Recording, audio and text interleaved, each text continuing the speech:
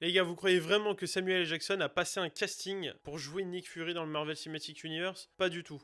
On va rembobiner un petit peu, on revient en 2002. Brian Hitch et Mark Millar décident de lancer The Ultimate. Ils décident de moderniser Nick Fury. Brian Hitch décide littéralement de dessiner Samuel L. Jackson. Sans aucune autorisation, il lui pique sa tête. Le plus drôle, Millar fait parler les Avengers et les Avengers se demandent qui pourrait les jouer au cinéma. Et là, Fury décide de dire Samuel L. Jackson, évidemment, il n'y a aucun débat là-dessus, du pur foutage de gueule. Il n'y a pas de contrat, il lui pique sa tête et en plus de ça, il le mentionne directement en mode il pourrait me jouer moi en fait. Jusqu'au jour où Samuel L. Jackson tombe sur une couverture où Nick Fury apparaît, il appelle ses agents et il dit mais c'est quoi ce bordel? J'ai jamais signé pour ça, qu'est-ce qui se passe? Soit Samuel L. Jackson passe un deal avec Marvel, soit on va au procès. Sauf que Samuel L. Jackson avait de la suite dans les idées.